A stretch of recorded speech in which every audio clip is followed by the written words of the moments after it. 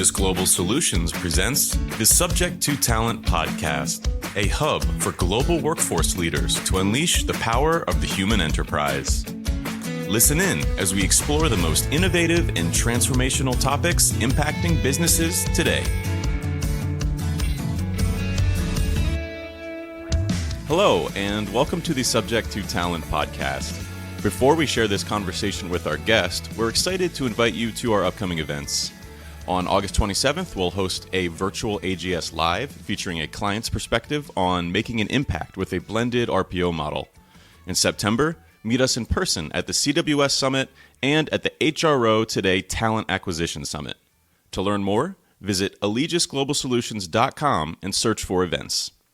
In this episode, we are resharing our conversation from May 2024 featuring Mark Hanson, the Vice President of Strategy, Skills, and People Analytics at Lightcast. Hanson highlights how data points for emerging markets, skills-based hiring, and compensation rates are just the beginning for organizations looking to make the best workforce decisions to reach their goals. Let's listen in. Mark, welcome to the show.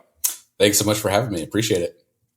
Great, thank you. And those regular listeners will know we always ask the same first question, and that is, how did you get into this wonderful industry of ours? And to quickly give a synopsis of your journey to date. Yeah, no, happy to. The short answer is I fell into it, and I had no career aspirations, didn't even know what this world was when I first started out. I was an accounting and finance major in undergrad, and so quickly realized that I love data and I love solutions. And through a series of dabbling in management consulting for a few years, jumping over to help run People Analytics at United Health Group for about 5 years, I got introduced to this crazy company called Lightcast that was working with labor market intelligence data. And I was like, oh, what's that? And they have some things about skills and, what is the skills trend? And I said, hey, this data is way too cool. The things that they're building around skills intelligence is way too interesting. So I jumped over to their side. So after being a customer for 5 years, I joined Lightcast and help build some products and help run just our general data strategy for skills and for our skills products and consulting. But yeah, I've been here about 5 years at Lightcast, and it's just been a wonderful world to tap into the HR tech world, as well as work with all of our wonderful corporate customers and management consulting customers, and our 75 HR tech partners as well. So we get to cover a lot of areas and get into lots of interesting situations with our customers and trying to bring the best data forward we can for making the solutions better and making their hopefully answering a lot of their problems and different questions that they have. Awesome. And here at AGS, we've been partnering with Lightcast for about the same amount of time as you, actually, for just over 5 years. And we've seen many iterations of the organization in different names and how the organization has grown. So if you would please share with the listeners that journey that what's now Lightcast has been on and how you're positioned in the marketplace. Yeah, absolutely. So yeah, we rebranded about 2 years ago, and that was the result of a merger between MZ and Burning Glass Technologies. Both of those companies have been around for 20 plus years, doing a lot of the same things. And so actually, I looked back at some of the data. I think Allegis has been a part of the kind of the MZ customer base for 10 plus years in its different iterations. Yeah. And so it's been a long standing partnership, and it's been a really fun journey of taking two powerhouse labor market intelligence companies and pushing them together, and really brought the best of both worlds of some rich taxonomy work that MZ had been doing in the past, and they had open sourced their skill taxonomy and their kind of title and occupation libraries. And then when Burning Glass came into the mix, they had some rich parsing technology and just ways that they were sourcing data, different ways that they were modeling the data. And so pushing kind of these two powerhouses together has really been a great match to push them together to really be, the market leader for talent intelligence and labor market information. So we realized that MZ Burning Glass would be a mouthful as a brand name. So Lightcast, the people smarter than me chose a new brand to go with, and it's been a good journey. Yeah, awesome. I think it's a great name, by the way, because you were certainly casting light on talent intelligence. I guess that's where it came from. So I love it. So in this world now, as you were just talking about earlier, the data has become so important for organizations from a talent perspective, but it's also become global. Back in the day, I've been in this industry 45 years for my sins, and it used to be domestic. I was in the UK and then the US, but that was good enough then. Give me the data in how many states do you have data for? And now we're truly in a world where organizations are rethinking how they get work done. They want to put the work all over the world. Therefore, they want to know where they should be putting it and how much they should be paying, right? So what's the journey the Lightcasts have been on to expand your global reach, I guess? Yeah, it's been a quite the journey because, like you said, for the many, many years, probably the first 15 years of existence, we were really focused on the U.S. labor data. But then as you work with larger organizations and the world became more global, you had to go beyond the U.S. borders to be able to get at where are those new talent pools? How do we understand, what talent's available and, where is the demand and the customer base just expanded rapidly. So for the last 10 years, we've been on a mission to keep expanding country by country as much global data as possible. And it's really driven off the demand of the insights that our customers need. No longer people are tied to a desk and focusing on office strategies. I mean, that's still the case for some industries, but for the most part, we can hire workers wherever. And that remote strategy is really critical, especially when labor costs are tight and with shrinking labor pools that we're trying to tap into. We have to go global to find the right talent at the right price. And that requires a global data set. Yeah. And so how have you stood up to that challenge and faced that challenge of gathering? Because we know that the further you go from developed countries, the harder it gets to get that data. So what are some of the tactics you've deployed to continue to grow that? Yeah, we have always started with a kind of a government data foundation. Even when we, started deep into the U.S. and Canada and the UK, those are, some very mature nations that have rich history and lots of mature data gathering practices and have just wealth of data points to rely on. Even in the U.S., we have data.gov, which pretty much has, everything you could think of from BLS and census data and everything.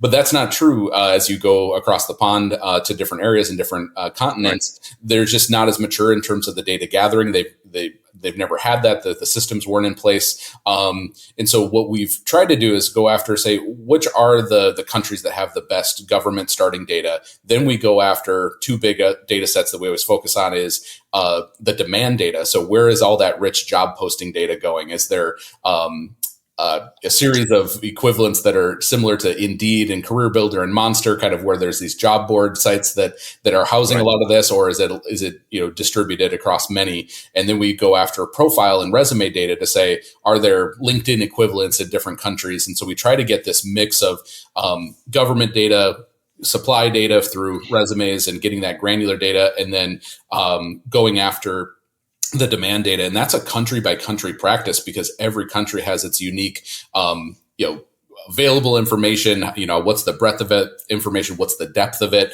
What languages are being used? So our team over the last 4 years has been really focused on expanding our language capability. What can we translate to? Expanding our partnerships with different vendors in each of those countries that are running those job boards and different supply data sets, and trying to bring that all together and harmonize that data, through our data structure and our taxonomies. Right. And then, so it's almost, I guess what you're saying, you can't take a global approach. Although you're trying to create a global database, you're actually having to go country by country and make it very specific and very localized. In that situation. Are there any, I think to my mind, a good indicator of where work is starting to get done now more and more around the world is when organizations start asking for data in particular regions or particular countries. It's a good barometer of where's next for the talent. So can you just talk to which are some of the hot countries or regions right now that you're getting asked about? Yeah, absolutely. It's been a really fun journey with our customers because we get some really interesting requests on, do you have data on Chile or Argentina, or one of the latest conferences we just spoke at was a presentation to the World Bank, and the number one request was data on Uganda in Africa. And so we're like, whoa, that's interesting. And then they started talking to some of the participants at the conference, and sure enough, the most of the participants were from Uganda, and they're really seeking, like, how do we understand our labor market and some of the adjacent countries that we work within? And then those global firms are saying, how do we reach some of those untapped markets that we haven't gone after? Because often what companies do is they'll start to look at, oh, I heard that, there's really good, software engineering and tech talent in Poland, and all the companies rush there because they heard a couple success stories. Well, by the time that you get some of that information, if you're not an early mover, you've actually missed out on some of the cost benefits, maybe of, some of the available talents that's there.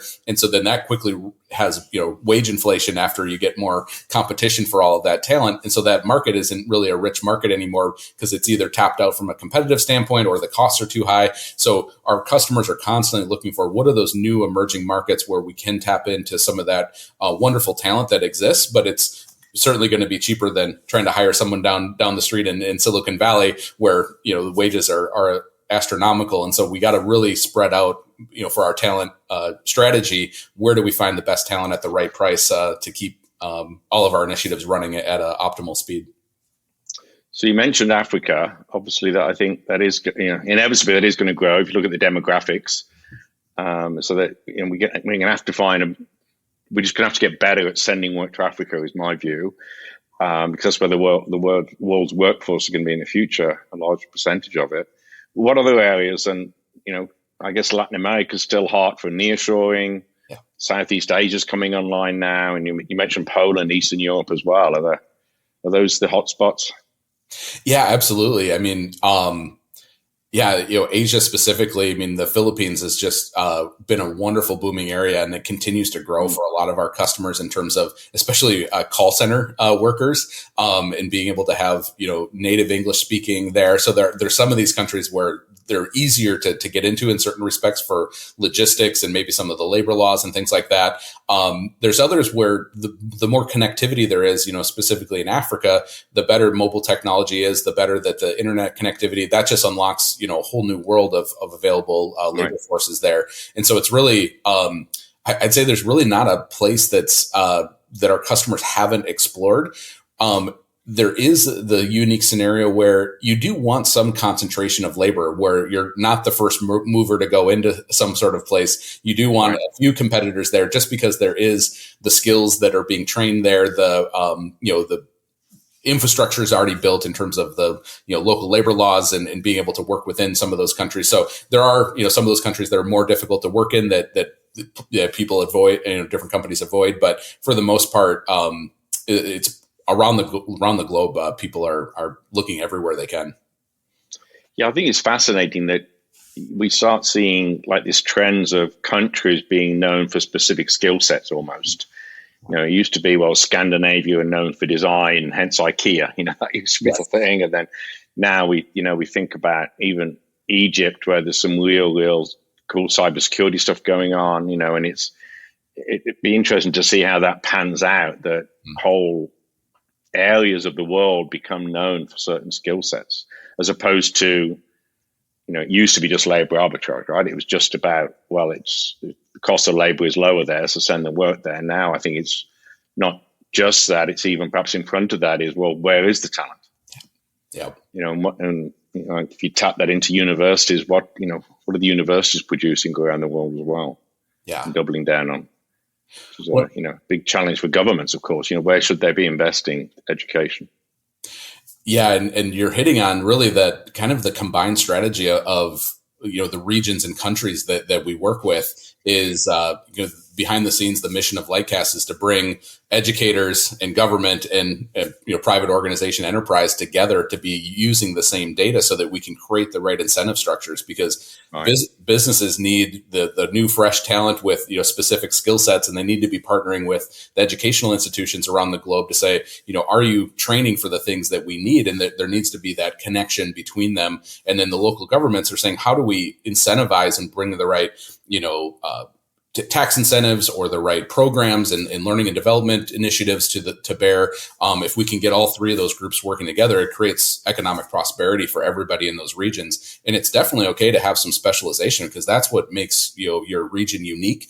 And allows you to invest more dollars in the concentrated areas of where you're the best at. And I think that's a great thing if we can find that, because it creates meaningful employment. It creates growth opportunities. Yep. It attracts, these multinational companies that can say, yeah, we have our payroll services over here, and we have our, technical teams over in this country, and we have concentrations here. I feel like it kind of brings the best of the entire world together to, diversify that talent, but also diversify, sourcing that talent, because globally, if you're just focused on a singular, kind of country or, small region strategy, you're going to have problems finding all of the unique talent that you need to run your business, especially as technology changes and as your business initiatives change. So we do need that global perspective to make sure that we're finding the best, especially when talent markets are shrinking. So. Yeah, that's right. And what a great mission and purpose for an organization like yours to have. Mm-hmm. And of course, the other thing we haven't mentioned, it's not for this podcast, but the AI word, obviously that's going to influence and impact as well, which skills organizations and countries and universities build. What are those skills we really need for the future that, as we move into more of an AI world, but that's for another day. So if we bring it back home for a second here in the US, what has been the impact for your organization on the new legislation around organizations having to be more transparent with what they're paying? I think, the bizarre example would be they're using these crazy broad range, from 50,000 to 2 million. But I'm assuming that getting past that, it's actually helping you the more transparent organizations are. Oh, absolutely. Yeah. So some of the new law changes in the different states for pay transparency have really helped us, because it's bringing to bear data that's been long hidden for a long time.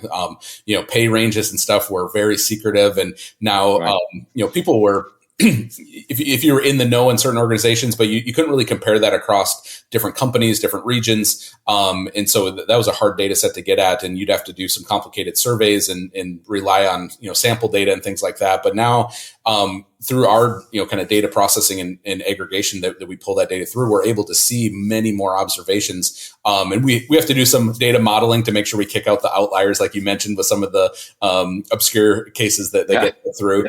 Yeah. But for the most part, people are in a good enough range where we can get the relative, median ranges and kind of percentile sort of comparisons between the different areas. And I think that helps from one standpoint, from just that, broader transparency so people know, but it's also really helpful for, just the intelligence that needs to be there to how do we supplement our current, talent management strategies and, acquisition strategies and compensation strategies. How do we start to understand the different complexities of the different markets we operate in? We need those signals from every spot that we can get.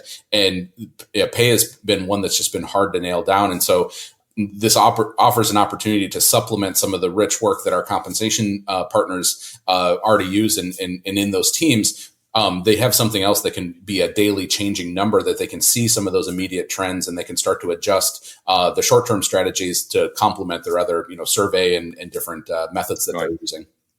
Yeah, that makes sense.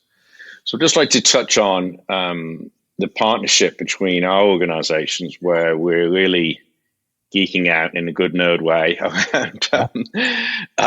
about all around the skills-based hiring, skills-based organizations, and that model. I think that, and we've seen that coming for a while, but now it's getting very real. Mm-hmm. And of course, that you can't do any of that unless you have that data and really understand what's behind the job and what's behind the individual. So can you just share a little bit about the approach for skills-based hiring? Absolutely, we can. Yeah.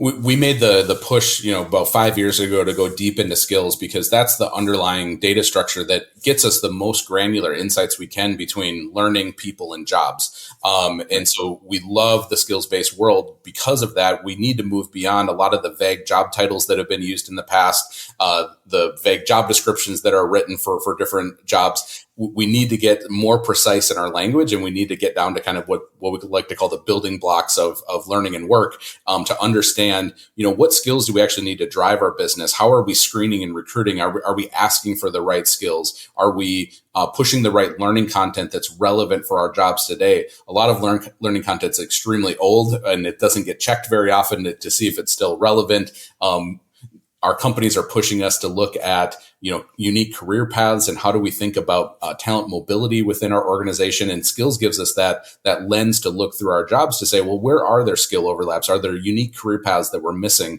Is there interventions we can take through learning? And when we do need to go buy talent externally, where do we find that talent? So that's where a mixed strategy of organizing your internal data and mixing it with external labor market intelligence really brings a holistic approach to say, we can understand what's shifting in the labor market. We can understand how our business is shifting at that more granular, detailed skill level. And it gives us the something to anchor on, kind of a connective tissue that speaks the same language, that we can search more effectively for the right pockets of talent, be screening and looking for the, sourcing from the right markets and the right, different areas of the world that we can pull in this talent. So skills is really that connective tissue that binds all of this data together really well. And it's going to be needed in the future for, how dynamic the businesses need to be to pivot into new initiatives and new strategies and new products that they're rolling out, and how do they need to shift their workforce, and how do they be strategic with some of that, build, buy, borrow strategies that we love to talk about.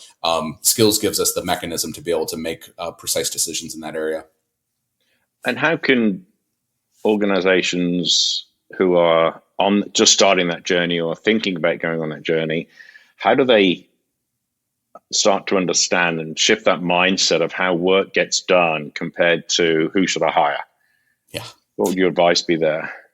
Yeah. And so we love to talk about this with our customers, because there really is a shift in what used to be kind of a job-centric mentality for HR, right, and saying everything is around this job and we got to hire, for this particular job. Well, it's pushing more towards a people-centric world where people are not just static anymore. They don't sit in a job for 20 years and then retire, or move on to this, something similar. It's really about, we're learning at a faster pace than ever through, multiple means on our phone and through, YouTube videos and TED Talks and whatever it might be. People are just very dynamic, and the projects are shifting so fast within companies that you might get hired into one particular job, but you end up supporting all of these different adjacent groups based on the most critical items. And so people's work is also flexing beyond this, artificial constraint of a job title. And they're picking up, more project work on the most, we saw this through COVID, like every company had to shift their strategy to what was most important. And that means people needed to flex outside their comfort zone because business was not running,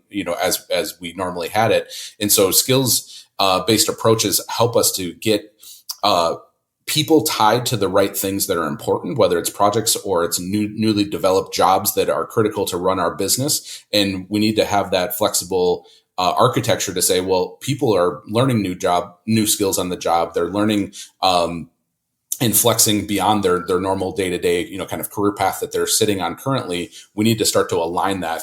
And the beauty of a lot of this technology, the reason why there's been such a push the last couple of years into a skills base is really the artificial intelligence, the dynamic, processing capabilities of all the technologies that are being used to run HR. We're actually able to get to that lower level without such a manual lift. So that's accelerating a lot of these conversations that we can be much more strategic in our workforce planning, in our talent management strategies.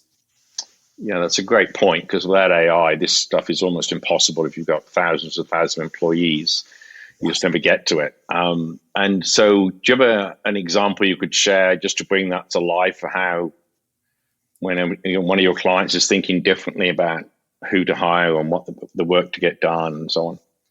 Yeah, absolutely. We've seen a lot where in what was called kind of the Great Resignation the last couple of years, where people were, just leaving. It actually was more of a great shuffle. People were moving and getting poached by different companies because when they went out to look in the market, the supply was really low. And so you'd have to start poaching folks. So our customers have been really creative with saying, how do we look at adjacent labor pools that we maybe have never looked at? And we should look at it from more of a skills-based perspective instead of just okay, we got to find someone with that exact job title and let's move them over to this position.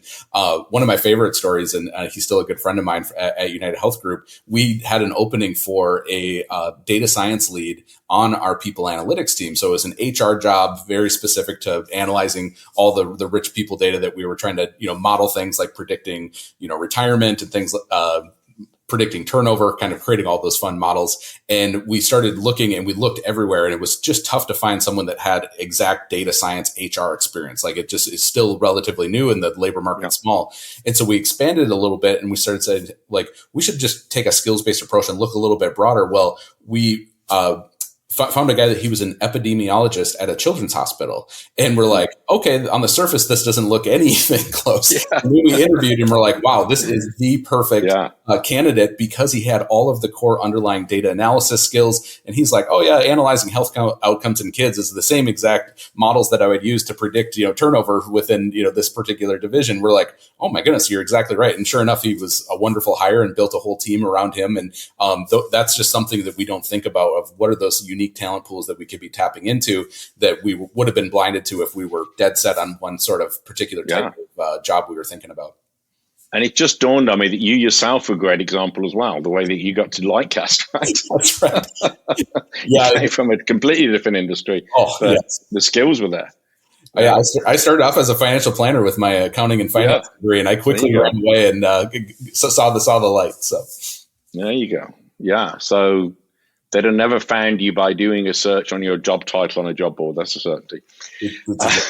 So that's a good example.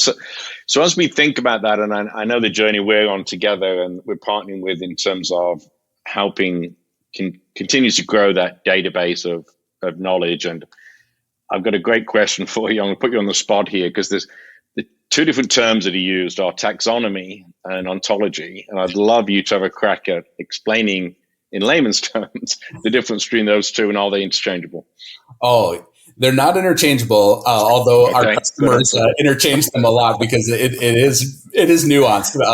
But no, they're really valuable for different purposes. And so I always love to talk about taxonomies as something that's very structured and hierarchical. Everything fits together and it has a one-for-one relationship of what category it fits into. And so I don't know where I heard this, but it kind of resonated with me, is, a taxonomy is kind of like a hardware store, and you have everything is in sections, and you know exactly what's in the plumbing section, what's in the,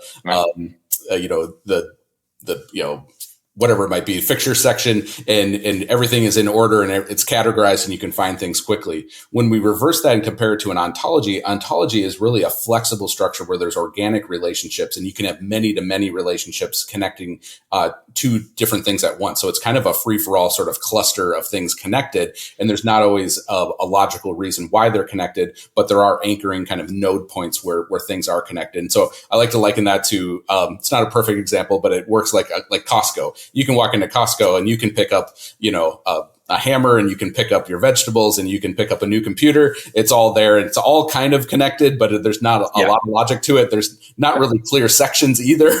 You're kind of just wandering around, and you find all the things you need randomly, and it's all there. So that's how I liken that. And really, ontologies are great for understanding meaning behind things. How are things connected beyond the specific question you're answering, versus when you're working in a taxonomy, there's sometimes you want things structured. You're like, I want to know which occupations are underneath this, functional area, and underneath those occupations, which titles are most relevant. And so we want to look at things that are closely related, versus when we look at skills, oftentimes we love to talk about our ontology. We use our aggregate data at Lightcast we call it our daily changing ontology, because we're seeing these unique relationships of skills showing up in new pockets of industries and occupations that we never would have thought of, because there's just technologies being used in different ways. If you think about looking at like a ChatGPT or prompt engineering and anything with large language models, it started in a very tight technical group, and now that skill has branched out into marketing, into writing, into all these areas that people might not have anticipated.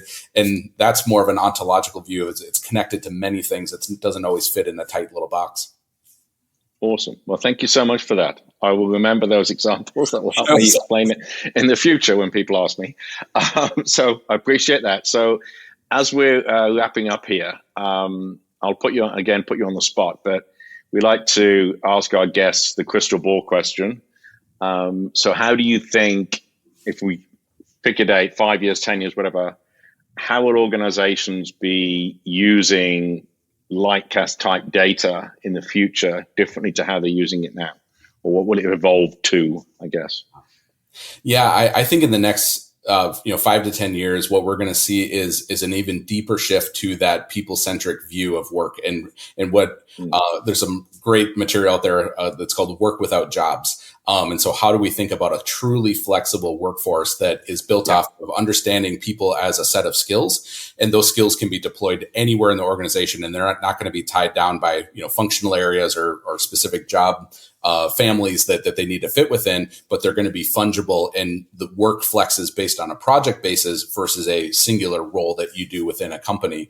And as technology expands with AI and the understanding of the underlying data components through a skills lens, that is going to completely unlock how flexible an organization can be in the future. So I think Lightcast data is set up perfectly for that, because we're already mapping the global labor market from a skill perspective. And as organizations start to dabble in this and find the pockets of where this more work without jobs concept would latch on, it's going to really not only help organizations flex to the most important things so that we hopefully can see, less layoffs and things like that and less knee-jerk reactions. We can redeploy talent much faster, but it's also going to be a wonderful thing for the employees and workers out there so that they can truly see how their skill development and where their skills are being deployed and what's the value of that. And so we should be able to see more direct, kind of compensation impacts, as well as just longevity to be able to work on the most critical things and not be tied into one particular, area where, you might have a bad boss, or you got put on, kind of on a bad team under doing a certain role. It's like, no, we can be more fungible. We can flex the team, and that data connectivity is going to require a lot of horsepower from a data processing perspective, but also the rich taxonomies and ontologies needed to make those connections as well. That's fantastic and so well put. Well, let's end on that positive note. That's I like it.